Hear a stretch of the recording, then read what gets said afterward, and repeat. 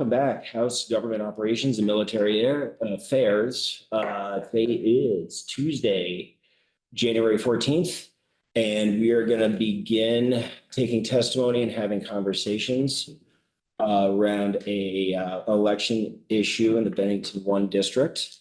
Committee, before we get going, I know we touched on this a little bit last week, sort of about table decorum and protocol.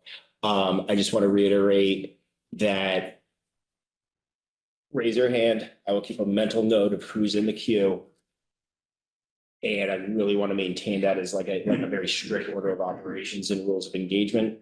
We're going to have a lot of conversations going in and out of this particular subject.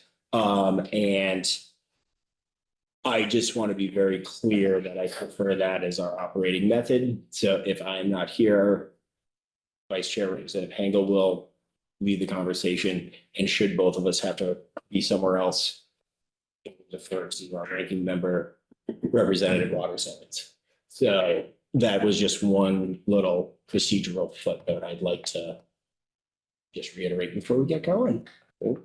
And with that, we are on a tight clock today because Vice Chair Hengel and I need to go to a meeting at 2. So we are going to start off with representatives from the Secretary of State's office. Deputy Secretary, Director, if you could. Good afternoon. For the record, Lauren Hibbert, Deputy Secretary of State. Sean Sheehan, Director of Elections. Thank you so much for having us this afternoon to talk about Bennington 1. We tried to guess what you folks might be thinking about, what questions you may have. And we think that you may have 3 major questions. What happened? How do we prevent this from happening in the future? And what should be done now? So I'm going to talk about what happened, and then Sean will take it from there. So as many of you may know, and there's some new members here, hi. The legislature is required to do reapportionment every 10 years in response to the United States Census. That happened in 2022, and this committee played a really crucial role in that process. And Act 89 of 2022 designated new boundaries for legislative districts.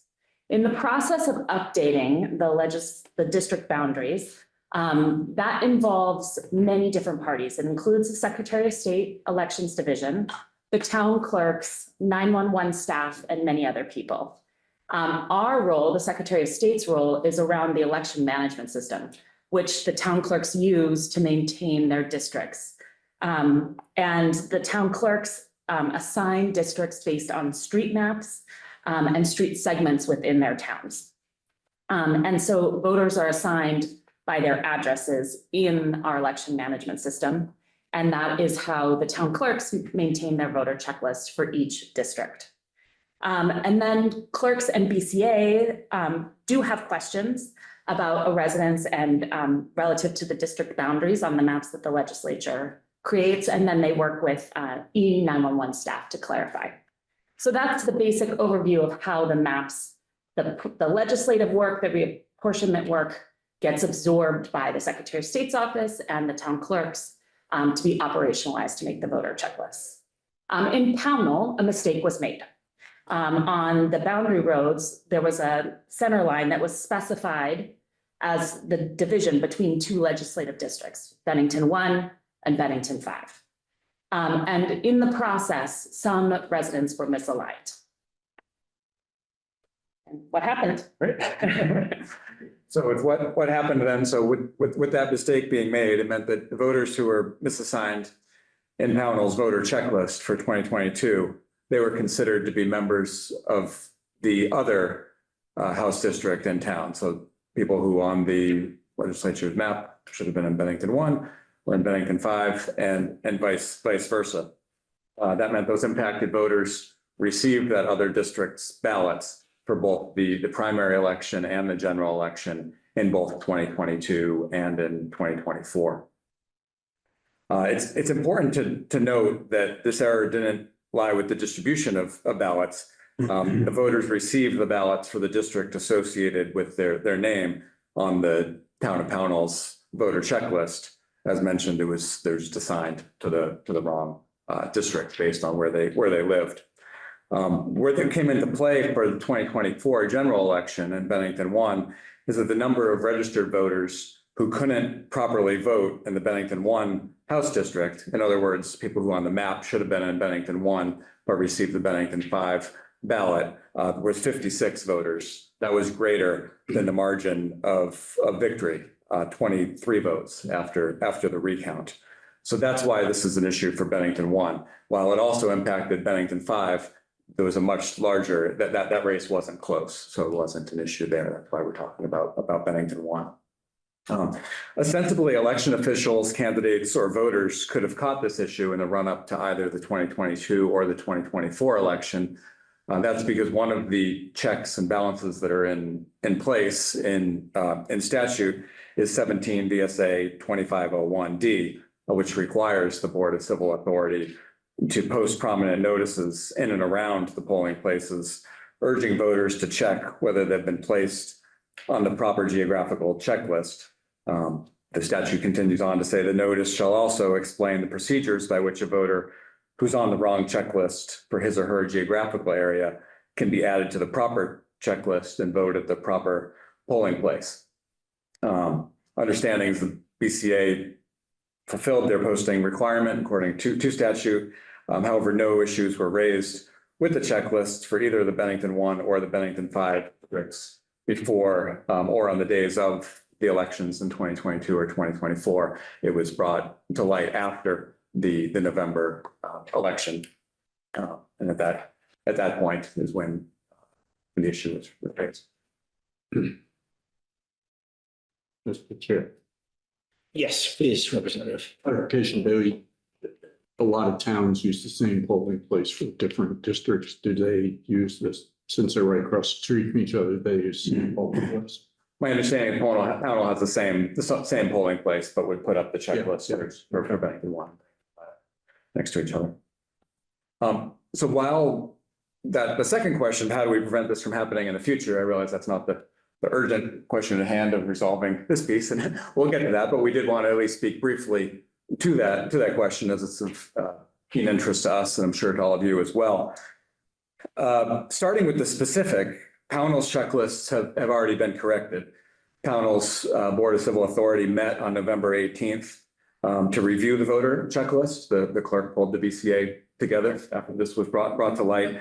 They identified the erroneously assigned voters. That's where we and the Attorney General will speak to more of the details of the numbers and what's in their report. They have it in the report that came from the Pownell BCA. And the Pownell town clerk subsequently corrected the checklist. So that specific issue in Pownell is corrected going forward. More generally speaking, across the states, and Pownell is one of 247 cities and towns whose clerks we work with. Because Vermont elections are conducted at the local level, really efforts to ensure checklist accuracy is a collaborative process, collaborative effort. My team, the elections division, works closely to engage these 247 clerks on trainings and to ask them, we on that front, we can ask them and will ask them to affirmatively state that they've reviewed their checklists with a particular focus on boundary roads for those towns that have multi-districts. Obviously, this isn't an issue in towns that just have one district in the town. Our office also manages the statewide computer system that clerks use to maintain their checklists, and we manage the IT contractors who maintain the system. We're going to be launching a new election management system this spring, and so we have clerks involved with the testing. We're in the final stages of our internal and user testing. We'll be bringing in the clerks for that stage of the testing. Certainly a big part once we get clear of town meeting day and we're then permitted to clean up checklists, which we can't do 90 days before an election. That was going to be a big focus of ours anyway, this issue in Bennington 1, regardless. And so we'll have a lot of trainings working closely with clerks on how to use the new system, how to maintain the checklists, and this focus on making sure, particularly boundary roads, that their BCA take a close look at who's on their checklists. Will be front and center there. We also send a survey to clerks after town meeting day and follow up with calls to any non-respondents. These are just touch points to make sure that clerks have checked the boxes of their obligations and responsibilities and help us coordinate in that manner, allow us to provide support to those clerks and BCA in maintaining their voter checklists. That's on the general front. Back on the Bennington 1 side, the question of what should be done. I think to start, to be clear, the decision of what to do belongs squarely with the House as directed by Vermont's Constitution and affirmed by the courts. Our office, Lauren, myself, the whole Secretary of State's office is dedicated to free, fair, and accessible elections. We're happy to play an advisory role as the House grapples with its options. And at a high level, it would seem to us that the House's options range from, number one, from conducting a district-wide revote, to 2, conducting a partial revote, or 3, affirming the candidate who received the most vote. On the first path, the district-wide revote, there necessitates several logistical questions that would need to be answered. To maximize participation and be as consistent as possible with the general election, we would think voters would have the opportunity to have the same length of time to vote as they would in the general election, that 45 days, have ballots get to them 45 days before the election. On our side, we would need to work with our printing vendor. We'd need at least 2 weeks to get to them. So if the House opted for this path, we would need that election to be set at least 2 months to allow time for the ballots to be prepared, printed, and then the 45 days for the election. The advantage of this path would assure that every voter in the Bennington 1 House district has a chance to vote. Further, voters would have the opportunity to vote on an equal footing to every other voter in the district at the same time with the same information. Fair and proper elections treat all voters equally, giving them equal access to the information necessary to vote, equal access to the time and manner of voting. The big disadvantage of this option would be, two that come to mind are delayed results and voter turnout challenges. Even if it was set today, which we know we're not close to that, you're still talking about the end of March before the election is resolved. And that would, would have an impact for the constituents of Bennington 1. Director, I think we have a question here from. Just real quick, I believe I'm hearing what you're saying is that it would be a total mail out to the whole district, or if it was, you're probably getting to it, but if it was a partial, it would be a partial, full mail out to the partial component. In other words, Correct. just like the general election. Yes. Okay, Back thank that you. up. I got distracted by a Pepsi fall. No, I just asked, I assumed from his words that meant a total mail out. If we did a full revote, everybody get mailed a ballot. Okay, Whole gotcha. district, and a partial for that partial component would get it versus you just show up if you want to vote the old way, the old school Gotcha. way. Yep, I see. Yeah, yes, I'm just clarifying. I thought that was the answer, but it's not clarity. Yes. Yeah, that was how we contemplated here. Again, recognizing it's the House's issue to remedy, but the way general elections are run in statute with that timeline and the mailing, we understood replicating. Sorry, a little sort of distraction. Yeah, no problem at all. And this is why we put the cheap rug in. Yeah, didn't hear anything short circuit, or it looks like all the screens are still working. It's a little spillover. And the other, oh, sorry. Is that it? I have a question. So when you're issuing a new ballot, it's every race on the ballot. It's not just for this one. Oh, no, in this case, it would just be for this one. Oh, it would just be, Yeah. so it wouldn't be the intent. Well, right. Okay. All the other results that have been certified have been final. Oh, okay. This would just be for this one particular race. I Thank think. Representative Pissman. Would the ballots be sent to just those who voted, or would it go to everybody who had So everybody would have a chance to vote. Yeah, I mean, I think these are part of the logistical questions to be answered. Our understanding of it would be go to everybody, all active voters, just like any other general election ballot does. It goes mailed to every active voter in the district. Did we have a question over here? The other big disadvantage of this path would likely be the voter turnout. As you know, presidential elections tend to have the highest voter turnout. Any statewide, we had over 70% turnout both this presidential election and in 2020, the highest in Vermont's history, with the combination of the vote by mail, the window of time, all the voter outreach efforts, and the attention that the presidential elections get.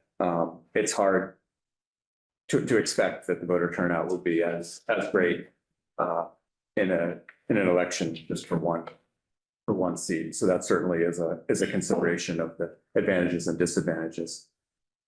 Moving to the second path on the menu that we saw, just that partial revote path. Again, that could be a few variations, and I think it's when the Attorney General's team looks at it, when you read the Attorney General's report, you'll see that folks in Bennington County were advocating for various variations on the partial revote path. And those interested parties have called for variously distributing ballots to active voters who did not receive Bennington 1 ballots, or having the whole town of Pownell do a revote, but not the other 4 towns. The advantages for this path compared to the first is certainly it would be lower cost and easier logistics than doing a district-wide revote. But the significant disadvantages include the unequal treatment of voters across the 5 towns, as the new voters would be operating with different information and on a different timeline than those voters who voted months ago. The third path of affirming the candidate who received the most votes, certainly the most straightforward path. There may be variations, but we don't see variations on that path. The advantages would be the option that this option means Bennington 1 citizens would have a consistent representation in the State House as soon as possible, and likely would have the support of the largest number of voters, again, with the highest turnout being from on a presidential ballot. The disadvantages are, of course, that the option excludes those voters who should have had the opportunity to vote in the district. So that's at a very high level, and it's paths. There's other menu options that can and may come up, but those are what we wanted to lay out. It's what we saw as major options for this. Representative Hooper, Randolph. We have a developing understanding of how the voters in those districts feel. We do not. I mean, the Secretary of State has not gone out and polled those voters. That would be really outside of our jurisdiction. Even the Attorney General may speak to some of it. I think some of the appendices. I think it's a delicate thing, but it's an important thing to consider. Okay, first, did I see your hand, Representative? Yes. Please. Has precedents been set for this type of thing in the past? Actually, on the House Clerk's website, there is a document on contested elections in the past. None of them are exactly like this scenario, but it does detail contested elections over the past 50 years. Some have some similarities, at least based on that report. In every case, they did affirm the candidate with more votes, is my understanding from reading that document. But again, this exact situation there wasn't exact precedent for. So there's some case precedents that we'll go over. I believe the most recent case that is the most relevant to this, where it was about a roll itself, was Kennedy versus Chittenden in 1983. And that is the most relevant one that I've been shown. And that is the conversations we're going to have further in the week with Legislative Council and other members. Yeah. Great question. Representative Hooper, Burlington. So I've been distracted, missed something. Where does the actual fault happen? Did So- I mean, you have a district that had a candidate showing up their door that they shouldn't have recognized. You had ballots that they shouldn't have recognized. Where, I can't imagine that somebody didn't say, hey, wait. So the error started when the boundary lines for the district were entered into the system. Okay. Right after the reapportionment process and the act in 2022. So But it was not caught in the 22 election nor the 24 election until after the election. Wow. Thanks. I do want to be conscious of time. So please continue. well, that's the extent of our testimony. Beautiful. Any other questions from members? I don't think I've caught your name. I don't think we met. Absolutely, Sean. Yeah, okay. I'm the elections director, secretary of state. So I guess my only question is, you discussed like a 2-month process for the new vote. Would that still be the case for a partial vote? It's still the same thing. It's still the same 2 weeks. It would be because And the then statute, 45. Yeah, the House would be ordering is a general election, whether to the whole or to the partial. And the statutes mandate universal vote by mail in a 45-day window. So understood. Okay. particularly with Uocava and military voters, we need that 45 days to get folks their ballots. Understood. Thank you. All right. If that's all we have for the folks from Secretary of State, we will move on to the Attorney General office. Thank you. Thank you.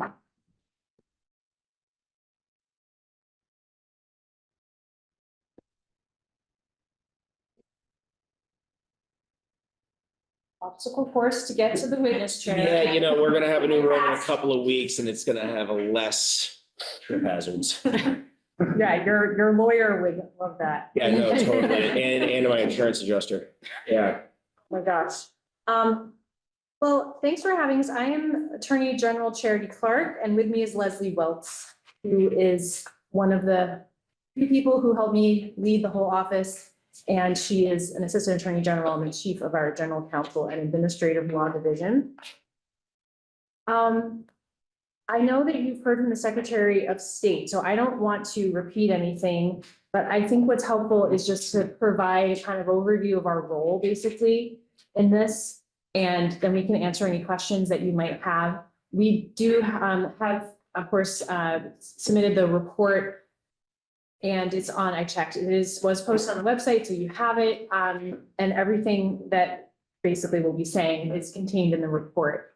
So I wish I could take credit for writing that, but Leslie wrote it and she did a very good job. So first, when we looked at this, we look at our assignment and we just look in the statute, which is very clear. And it says that the Secretary of State shall notify the Attorney General and we shall investigate the facts and prepare an opinion on the law and the facts and send it to the clerk of the House. So that's what we have done. So we're here really to talk about the facts and the opinion on the law and the facts. So just a orientation on the timeline that we have for us on November after in terms of, I should say, a timeline in terms of the requests challenging the election. So we all remember the election was November 5th. On November 23rd, candidate Bruce Busa filed for a revote. And then we have 45 Pownell residents. We call them the Pownell 45 in the report. They filed on November 28th, asking to send us our ballots for the Bennington 1 House district so we can vote in our district. Then the third was on November 21st. The Stamford Board of Civil Authority requests determination recognizing all voters who recognize in the district who received the wrong ballot and giving them a chance to vote. And then the Reedsboro Board of Civil Authority on December 5th had the identical request. So those are our 4 requests relating to the election, contesting the election. So I know you, because I was watching remotely, I know you are short on time. I can kind of tick through a summary. Yes, yeah. Okay, all right. No, that's great. I just Belabor it. level. For Yes. today. Yeah, thank you so much. Yeah, exactly. We also attached some maps, and I'm a visual person, so that helps me. I looked at the map of the district, like the Pownell district. I know this is like not even perfect, but I literally looked up the roads that were at issue and I printed like a map off of Google. I could pass that around for anyone who thinks like I do. I don't know if it's helpful, but for me, it was like, I just want to see this area. So there is this new district, Secretary of State's office had testified about the redistricting, this new district, which is all of Reedsboro, Searsburg, Stamford, and Woodford, and a portion of Pownell. And the portion, let's see, we have, so we've got the Route 7 area, and then we have these roads, Barber Pond Road, South Stream Road, and then it has a great name. What is it? Moonrise Road, I think. It's Moonrise Drive, like 6 people who live there. So that's the area where we're talking about. In the general election on November 5th, the results were certified on November 12th, and it was Jonathan Cooper, 1,265 votes, and Bruce Busa, 1,240 votes. There was a recount. Let's see, I'm skipping here, but that wasn't the final tally. The final tally was the same for Jonathan Cooper, 1,265, and 2 more for Bruce Busa, 1,242. So there was a margin of 23. 23. Yeah. The recount was on November 18th, just giving us our timeline. When the town clerk had realized that there were errors on the checklist, was November 7th. So 2 days later, she immediately started reviewing all of the checklists and scheduled a Board of Civil Authority meeting. So they met the following day, that day, and determined that 56 voters who were on the Bennington 5 checklist should have been on the Bennington 1 checklist. So we've got our separation of 23 votes and we've got 56 people. Did you guys already go over this? Am I belaboring things? A bit, but this is, I mean, it's your report, so. Okay, yeah, that's really what we focused on, the facts reports. Yeah. Timeline, the Board of Civil Authority met on the 18th, which was the same day as the. Yeah, the same day, yeah. Okay. Okay, so what was our job? We're gathering facts. So this is what we did to gather the facts. We spoke to a variety of people. We spoke to the Secretary of State's office, of course, the Bennington 1 House District Clerk, the county clerk, the Pownell Town Clerk. And we also reviewed maps. We looked at case law. We looked at recent old decisions. We looked at 3 reports from the Attorney General's office, not decisions, reports over the past recent meeting. There was like 3 over the past 30 years. So that's what we did to prepare the report that we sent to you. So the question now is, now what?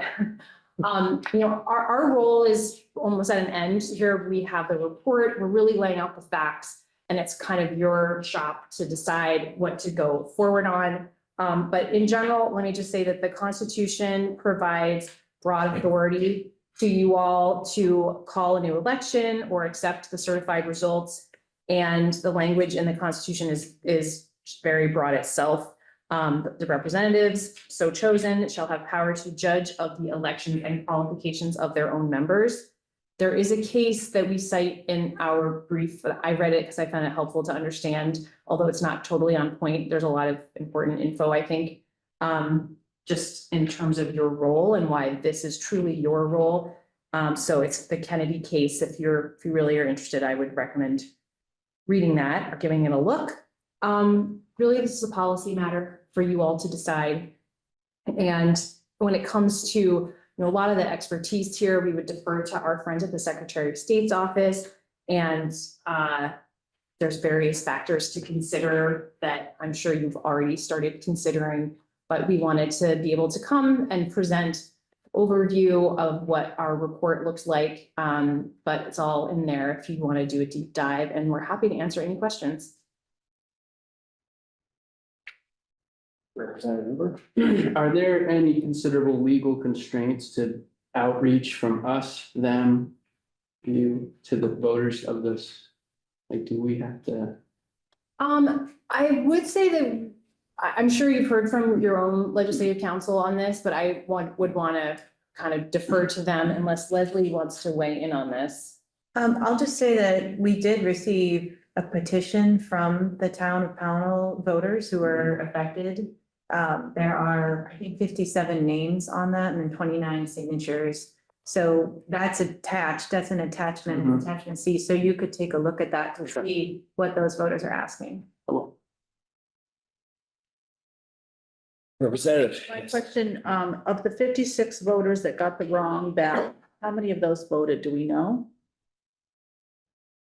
So they voted, it was just the incorrect representative, the race for the. So the 56, they all 56 Well, voted. I don't know about No, that. I'm- Yeah. Yeah, 56 got the wrong ballot, but I wanted to know What if percentage? 10 only voted, Yeah, or it's good, that's a good thought. Would you be able We have the ability to look into. Yes. that would be good information, because if 56 didn't bother voting, then regardless, Mhm. but if 23 voted and voted on the wrong ticket, then that's something to look at, those, because they could have gone the other way had they had the proper ticket. That none of the 56 voted. I mean, I'm just curious as to of the 56, how many voted? No, that's a great question. Yeah, and they'll mine that info for us and let us know. Representative Coffin. I guess on that same tone, do we know how many blank vote? They're not, I'm seeing it here, the blank votes total with the 54 and blank votes 108. This was, the 54 was just in the town of Powell that didn't vote. 56. Yeah, where it says blank votes. Where I'm looking at this. Oh, sorry. Which attachment is that, Representative? This is on the, A through H.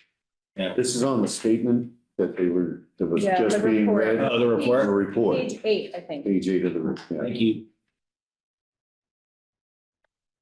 I'm just trying to get my head on what portion of Pownell had blank votes, like, was that in District 1 or District 5? Because how many blank votes were in District 5?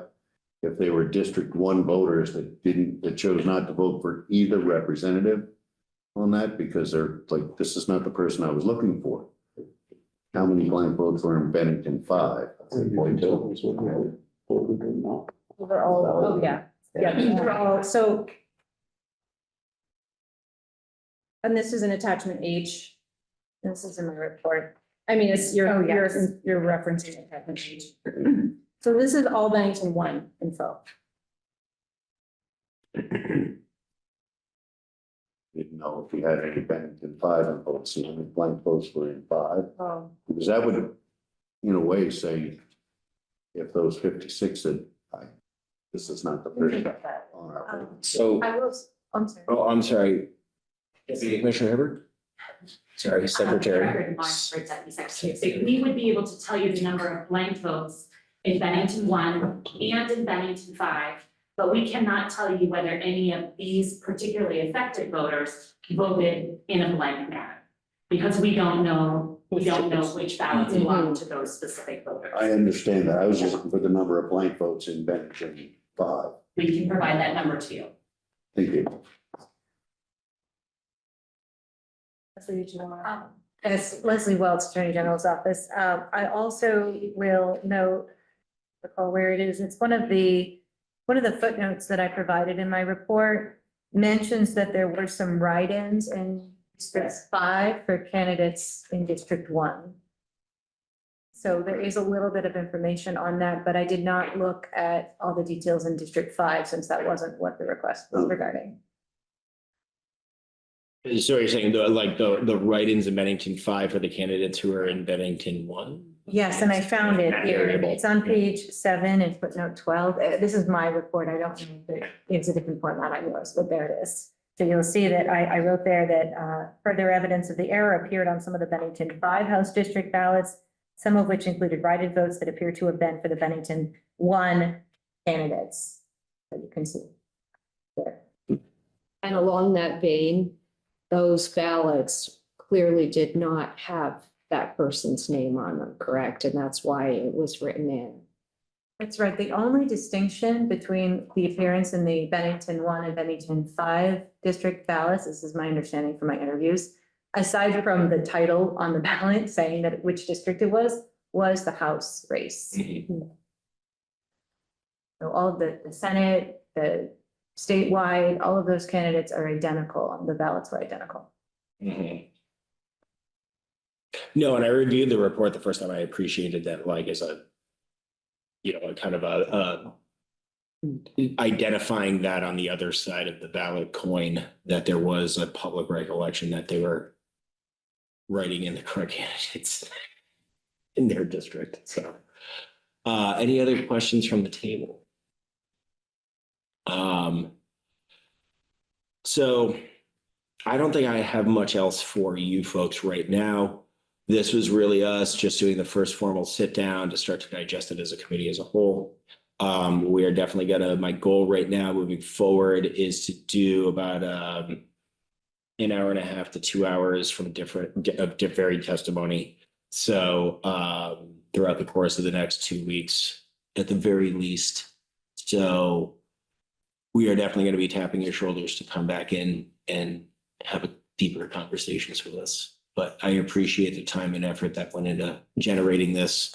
And it was a delightful early Christmas present, I would say. My in-laws kept wondering what I was doing in my father-in-law's office. Yeah, one final question. Between your office and the Secretary of State's office, we're 100% sure that the numbers that we're talking about are the people who were denied suffrage and the ones who inappropriately voted. There's not going to be any wiggle at some point in time. I don't think I understand your question. Sorry. Numbers you're quoting are. Yeah, yeah. It's the Pownell Board of Civil Authority is the authority on this, and that was their determination. So Okay. we rely on that, but we understand them to be the authority. Oh, thanks. Thanks for having us. No, thank you so much, Attorney General, Assistant Attorney General. We will definitely be in touch and also coming in for a deeper dive on the report. Great. So thank you.